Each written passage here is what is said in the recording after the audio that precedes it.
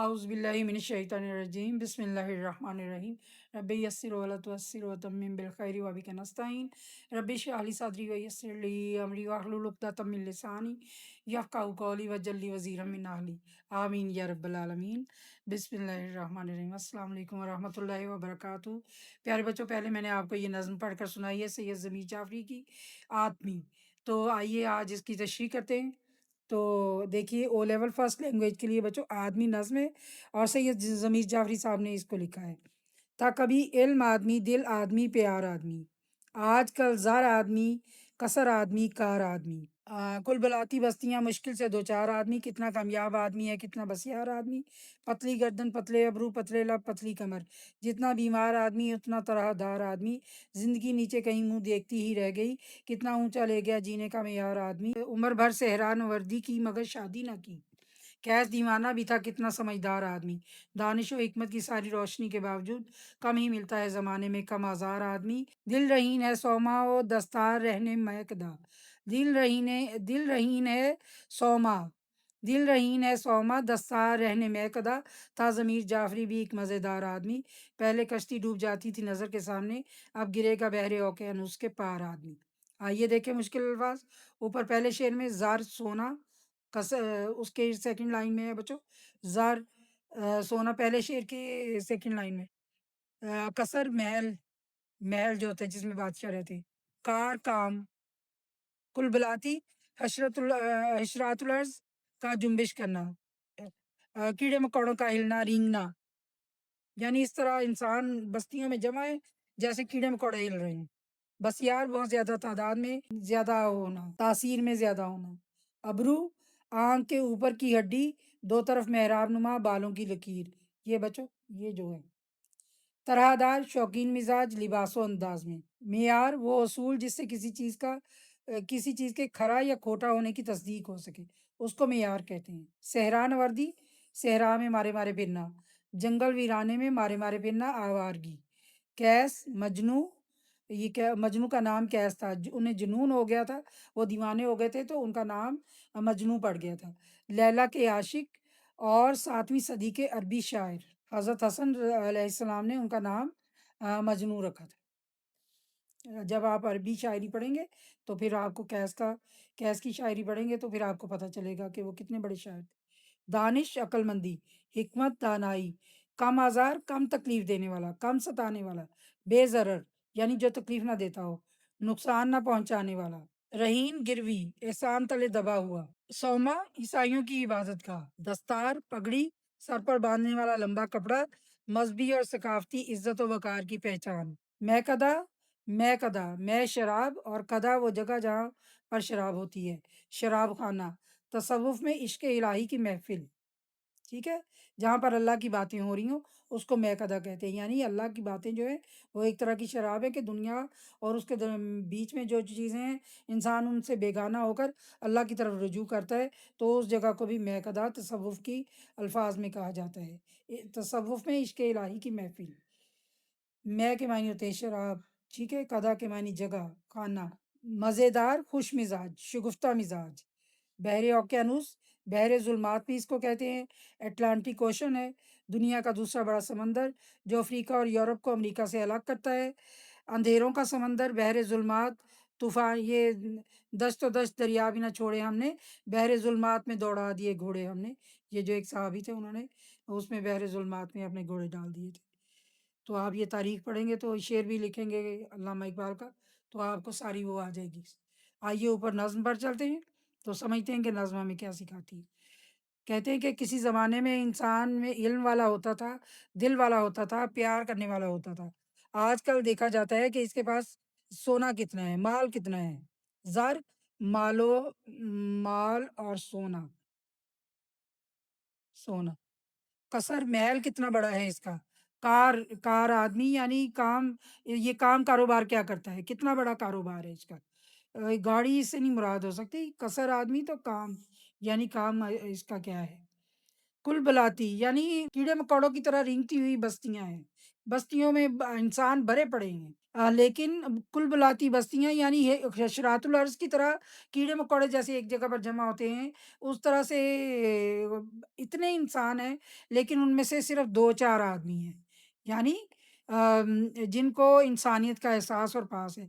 कितना कामयाब है, कितना बसियार आदमी, यानी इतने ज़्यादा इंसान के कुल बुलाते फिर रहे हैं कीड़े-मकोड़ों की तरह, लेकिन कितना कामयाब आदमी है, सिर्फ़ 2-4 ही उनमें से इंसान निकलते हैं। पतली गर्दन, पतले अबरू, अबरू ये वाली जो जगह है बच हड्डियों के ऊपर जो बाल होते हैं, अबरू उसको कहते हैं। लब, पतले लब, पतली कमर, यानी हर एक को डाइट का वो शौक चढ़ा हुआ है। तो जितना बीमार आदमी उतना तरहदार आदमी हो, यानी जितना बीमार और लागर और कमज़ोर है, उतना ही खूबसूरत कहते हैं कि ये बड़ा खूबसूरत है। पहले ज़माने में खाता-पीता अच्छा भला आदमी जो है उसको खूबसूरत जाना जाता था। आप जितना पतला और कमज़ोर हो उसको उतना खूबसूरत समझा जाता है। तरादार, शौकीन मिज़ाज और खूबसूरत लिबास पहनने वाला। ज़िंदगी नीचे कहीं मुँह देखती ही रह गई। यानी ज़िंदगी जो है वो हमारे माशरे की हालत देखें और दूसरे माशरों में जब आप कहीं बैनुल-अक़वामी सतह पर कहीं जाते, बैरून मुल्क, तो वहाँ पर देखें कि वहाँ की माशरत कैसी है और हमारी माशरत कैसी है। वहाँ पर अमीर और गरीब का फ़र्क ही नहीं आप बता सकते कि जब तक आप उनके साथ चल के उनके घर ना चले जाएँ। कौन अमीर है, कौन गरीब है, सब एक ही तरह चल रहे हैं, एक ही तरह काम कर रहे हैं, बड़े से बड़ा आदमी भी, छोटे से छोटा आदमी भी। किसी के लिबास से ये पता नहीं चलता कि ये अमीर है या गरीब है। या चलने-फिरने के रंग-ढंग से भी नहीं पता चलता कि इतनी उनकी माशरत खूबसूरत है। लेकिन यहाँ पर ज़िंदगी हमारे यहाँ तो नीचे कहीं मुँह देखती ही रह गई। यानी जो गरीब है वो इतना गरीब नज़र आता है कि क्या कहें। कितना ऊँचा ले गया जीने का मयार आदमी, यानी लोगों ने अपने अलग-अलग मयार बना लिए, बड़े-बड़े घर बना लिए, बड़े-बड़े महलात बना लिए और ज़िंदगी में किसी के साथ हुस्न-ए-सलूक करने को बहुत पीछे छोड़ दिया। आप हमारे माशरे में अमीर और गरीब का बेइंतहा फ़र्क है। तो ये फ़र्क दूसरी माशरत में नहीं है। दूसरे माशरों में आप जाकर देखें, आपको ये मा तो तभी फिर वो जब कहीं हो आते थे तो फिर मैं भी सोचती हूँ कि वो वापस क्यों आते थे। तो ये वहाँ की माशरत बहुत खूबसूरत होती है। तभी तो कहते हैं कि यहाँ ये नहीं है, यहाँ ये नहीं है। असल में यहाँ पर माशरत सही नहीं है। अच्छा, ये उन्होंने कह दिया कि ज़िंदगी का हम मेयार इतना ऊँचा ले गए हैं कि वहाँ पर ज़िंदगी मुँह देखती ही रह गई है और इंसान जो है वो ऊपर से ऊपर के पैमाने पर, यानी वो गाँव में चले जाएँ आप। हमारी माशरत में ही एक जो है वो कमी है जो जिसको हमने पूरा करना है सबने मिलकर, कि जो का यानी गरीब और अमीर का फ़र्क जो है, तो अल्लाह ताला ने भी कहा है कि वो ना मिटाओ, इतनी दौलत बाँटो कि दौलत लेने वाले ना रह जाएँ। क्योंकि वो कहें कि नहीं हमें नहीं सदका खैरात। हज़रत उमर बिन अब्दुल अज़ीज़ के दौर में और हज़रत उमर रज़ी अल्लाह तआला अन्हु के दौर में कोई सदका लेने वाला, खैरात लेने वाला नहीं था, सब इतने साबे हैसियत हो गए थे और लोग इसको अपने उसके खिलाफ समझते थे, शान के कि वो लें। यानी इतना ज़िंदगी का रहन-सहन का मेयार आपस में अमीर और गरीब की तमीज़ ख़त्म हो गई थी, इतना दौलत गर्दिश कर रही थी मुआशरे में। अच्छा, ज़िंदगी नीचे कहीं मुँह देखती ही रह गई, कितना ऊँचा ले गया जीने का मयार आदमी। जीने के असूल, अच्छा और बुरे की परख जो है, वो पैसे और दौलत से, जैसे ऊपर कहा है कि ज़र आदमी, कसर आदमी, कार आदमी, यानी उसका मालो-दौलत देखा जाता है, उसका महल देखा जाता है, उसका काम देखा जाता है। तो ज़िंदगी का मयार ये है कि ये नहीं देखा जाता कि इसके मतलब रहन-सहन कैसा है, ये कितना मेहमान नवाज़ है, ये कितना अच्छा हुस्न सलूक करने वाला है। उम्र भर सेहरान वर्दी की मगर शादी न की। ये मज़ाहिया मज़मून बच्चों, मिज़ाह बहुत ही खूबसूरत अंदाज़ में एक बात को बयान करना। कैस दीवाना भी था, यानी दीवाने थे वो। कैस दीवाना भी था कितना समझदार आदमी। यानी कैस दीवाना भी था कितना समझदार आदमी था कि उन्होंने ना शादी की, ना बाल-बच्चे, ना वो झंझट, वो सारे जो घरदारी के होते हैं, उनको नमक, रोटी और तेल खरीदना नहीं पड़ा। तो वो वहाँ पर मतलब एक तरह से उन्होंने मज़ाक किया है कि जब घरदारी चलती है, तो उसमें ये सारी चीज़ें आ जाती हैं कि आपको फ़ौरन ही घरदारी के लिए चीज़ें खरीदनी पड़ती हैं, बर्तन, सामान, घर, जगह, हर चीज़। خریدنی پڑتی ہے آپ کو۔ شادی اسی لیے شادی کے ساتھ ہی گھرداری شروع ہو جاتی ہے۔ تو قیس دیوانہ بھی تھا، یعنی قیس دیوانے تو تھے لیکن تھے بہت سمجھدار، انہوں نے شادی نہیں کی اور پھر دنیا داری کے کاموں میں مگن نہیں ہوئے۔ دانش و حکمت کی ساری روشنی کے باوجود، یعنی اتنی کتابیں لکھی جا رہی ہیں، اتنی ہم ایک دوسرے کو علم دے رہے ہیں، لیکن کیا ہے، کم ہی ملتا ہے زمانے میں، کم آزار آدمی، یعنی بہت ہی کم لوگ ایسے ہیں جو ان کا بھی میں نے بتایا نا کہ سید ضمیر جعفری کے بعد میں، وفات کے بعد بھی انہوں نے، سب لوگوں نے ان کی تعریف کی کہ کبھی انہوں نے کسی کی وہ دل شکنی نہیں کی، کسی کی طرف اشارہ نہیں کیا کہ یہ کیسا کلام پڑھ رہا ہے اور اس نے یہ بات صحیح نہیں پڑھی اور اس نے یہ صحیح نہیں کیا، اس طرح کی کوئی بات وہ کسی کے بارے میں نہیں انہوں نے کبھی بھی پوری زندگی میں کہی۔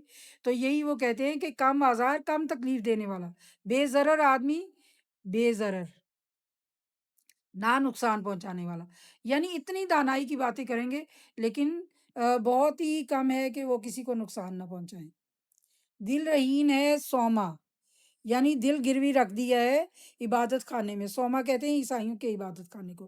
رہن دستار جو ہے، پگڑی جو ہے، رہنے میں کدا، یعنی وہ میں کدا میں رکھ دیے، یا یعنی وہ ایک طرح سے شراب خانے میں۔ تو سب کچھ اپنا گنوا دیا ہے ہم نے، دل جو ہے وہ عبادت گاہ میں لگا ہوا ہے اور دستار جو ہے ہماری وہ وہاں پر رہن پڑی ہوئی ہے۔ تھا ضمیر جعفری بھی ایک مزیدار آدمی، یعنی یہاں پر یہ اللہ تعالیٰ کی طرف بھی مضمون جاتا ہے کہ میں کدا، یعنی اللہ کی محفل میں انہوں نے اپنی پگڑی رکھی ہوئی ہے اور دل جو ہے وہ دوسری عبادت گاہ میں لگایا ہوا ہے، یعنی دو طرح کی زندگی میں، دونوں طرح کی زندگی میں وہ مگن ہے۔ تھا ضمیر جعفری بھی ایک مزیدار آدمی، یعنی وہ اپنے ان یعنی دنیاوی معاملات سے ہٹ کر، جیسے اوپر اوپر قیس کا کہہ رہے ہیں نا کہ وہ دنیاوی معاملات سے ہٹ کر تھے، انہوں نے شادی نہیں کی، تو یہاں وہ کہہ رہے ہیں کہ میرا دل بھی عبادت گاہ میں لگا ہوا ہے اور اللہ کی یاد کی محفل میں لگا ہوا ہے، رہنے میں کدا، دستار رہنے میں کدا، یعنی میری پگڑی جو ہے وہ میں کدے میں پڑی ہوئی ہے، بزم الہی میں پڑی ہوئی ہے، اور دل جو ہے میرا عبادت خانے میں لگا ہوا ہے۔ تھا ضمیر جعفری بھی ایک مزیدار آدمی، یعنی ایک ایسا آدمی تھا جس کو دیکھ کر مل کر سب لوگ خوش ہوتے تھے، خوشگوار احساس ہوتا تھا ان کو ملنے کے بعد۔ بندہ کہتا ہے نا کہ ہائے میں اس سے کیوں ملا، یہ کیسا آدمی تھا، مطلب کوئی باتوں ہی باتوں میں آپ کو کمتر محسوس کروانے کی کوشش کر رہے ہوتے ہیں، آپ کے لباس سے، آپ کے لب و لہجے سے، تو وہ اس طرح کے نہیں تھے، وہ بہت ہی جیسے کہتے ہیں نا کم آزار آدمی وہ خود تھے۔ وہ کبھی کسی کو یہ نہیں جتاتے تھے کہ آپ کا لب و لہجہ کیسا ہے، آپ کی زبان کیسی ہے اور آپ کا لباس رنگ ڈھنگ کیسا ہے، وہ اس کو اسی طرح سے خوش دلی سے، کھلے دل کے ساتھ اس کو خوش آمدید کہتے تھے، جو بھی جس رنگ ڈھنگ کا بھی آدمی ان کے سامنے آ جاتا تھا۔ تو جب اللہ کی محفل میں جاتے ہیں آپ، جب اللہ کی محفل سجی ہوتی ہے تو وہاں پر آپ مسجد میں جا کے دیکھیں کہ وہاں پر پہلی صف میں امیر سے امیر آدمی بھی کھڑا ہوتا ہے اور غریب سے غریب آدمی بھی۔ تو وہ کہتے ہیں کہ میرا دل اس جگہ پر ہے جہاں عبادت خانے میں کوئی جو جہاں پر آ کے بیٹھ گیا بیٹھ گیا۔ آپ عیسائیوں کی عبادت گاہ میں دیکھیں، وہ بھی وہاں پر بھی کوئی تمیز بندہ ہو آقا نہیں ہے، وہاں پر بھی جو جہاں پر آ کے بیٹھ گیا بیٹھ گیا، اور اللہ کی محفل میں بھی جو جہاں پر بیٹھا ہے بیٹھا ہوا ہے۔ تو کہتے ہیں کہ وہ اتنا بے نیاز اور مزیدار آدمی تھا، اس کو کسی سے کوئی اس طرح کا سروکار نہیں تھا کہ کون بڑا ہے کون چھوٹا۔ پہلے کشتی ڈوب جاتی تھی نظر کے سامنے، اب گرے گا بحر اوقیانوس کے پار آدمی، یعنی پہلے تو سامنے نظر آ جاتا تھا انجام، لیکن اب آدمی اتنی بڑی بڑی چالیں چل رہا ہے کہ اب آدمی کہیں دور ہی کسی پستی میں جا کے گرے گا۔ تو بچوں، یہ آپ خود تشریح کی، اچھے اساتذہ کرام سے بھی فیض حاصل کریں، انہوں نے جو لکھ کر دی ہوئی ہے اس کو دیکھیں، اور جو آپ نے آپ کے پاس کتابیں موجود ہیں ان میں جو تشریح ہے یہ حرف آخر نہیں ہے، یہ صرف آپ کی مدد کے لیے میں نے اس کو کھول کر بیان کیا ہے جتنا میری بساط تھی۔ تو آپ نے اپنی کتاب کھولنی ہے اور دیکھنا ہے کہ آپ کو یہ سمجھ آنی شروع ہوئی ہیں چیزیں، اور آپ نے اپنی آواز میں ریکارڈ کر لینا ہے اور اس کو یاد کر لینا ہے۔ مشکل الفاظ کے معنی بھی نیچے آپ کو نظر آ جائیں گے، تو آپ نے وہ بھی دیکھ لینے ہیں۔